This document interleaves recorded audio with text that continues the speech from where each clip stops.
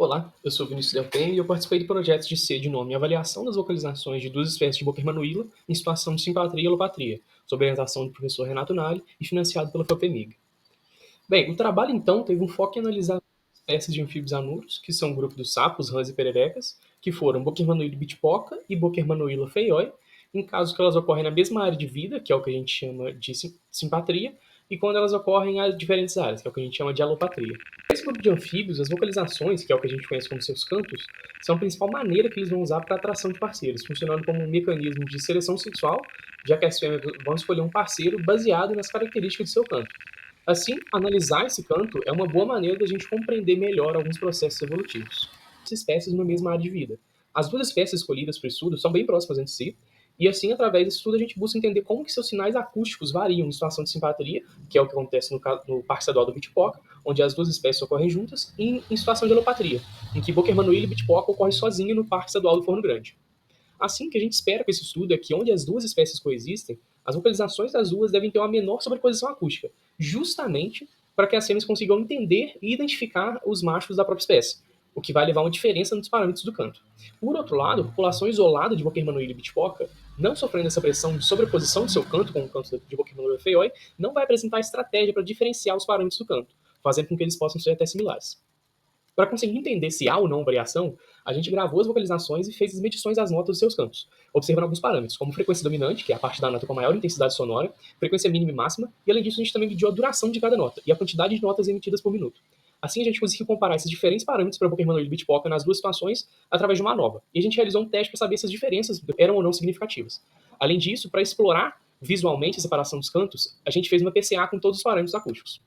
Como resultado, foi observada a diferença entre os cantos das duas populações de Boquermanuíla e Bitipoca para todos os parâmetros de frequência. Para a frequência máxima, a gente vê uma diferença significativa entre todos eles, bem como para a frequência mínima. Já na frequência dominante, a gente tem uma diferença significativa para as espécies em simpatia no Parque Estadual do Bitipoca e diferença entre as duas populações de Boquermanuíla e Bitipoca. E não temos diferença significativa entre Boquermanuíla feioi do Parque do Bitipoca e Boquermanuíla e Bitipoca do Parque do Forno Grande. Para notas por minuto, a gente consegue observar a diferença significativa apenas entre as espécies em simpatia. E para a duração do canto, a gente percebe que as duas populações de Boquermanuíla e Bitipoca vão ter diferenças para a população de Boquermanuíla feioi.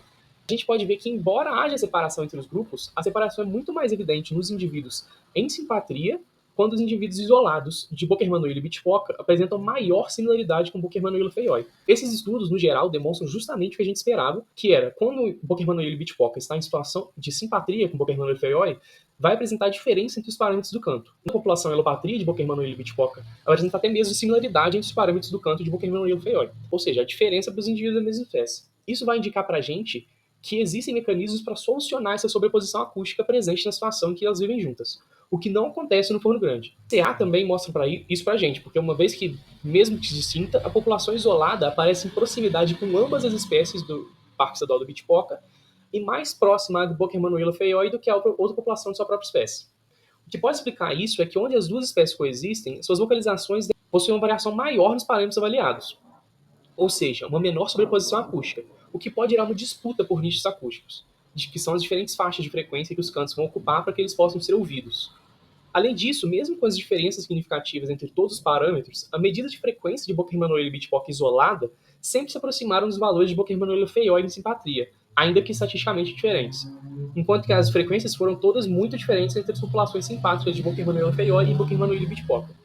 Quanto às notas por minuto, a gente percebe um padrão diferente dos parâmetros de frequência, em que a população de Boquermanuíla e Bitipoca isolada tem uma variação muito grande em seus valores, enquanto as populações de simpatia apresentam menor variação e uma não sobreposição entre as duas espécies. A gente tem que ressaltar também que a quantidade de notas emitidas por minuto é uma das variáveis acústicas mais influenciadas pelo contexto social. A quantidade de machos, presença ou ausência de machos e fêmeas vai interferir muito nisso. Ainda assim, a gente consegue perceber que a situação de simpatia impõe limites para essa variação, visto que a diferença ainda foi estatisticamente significativa entre os dois grupos, com menor variação, o que também corrobora a nossa hipótese. Quanto à duração do canto, a gente pode perceber que não há diferença, o que pode ir contra a nossa hipótese, mas a gente tem que pensar também que a duração das notas emitidas vai estar associada à espécie, mais à espécie do que ao contexto social, fazendo com que esse seja um parâmetro que não esteja em seleção nessa situação. Esse estudo todo vai demonstrar para a gente que uma mesma espécie pode apresentar variação em seu canto dependendo de sua interação com outras espécies e o contexto social na qual elas estão inseridas. O projeto foi esse. Muito obrigado.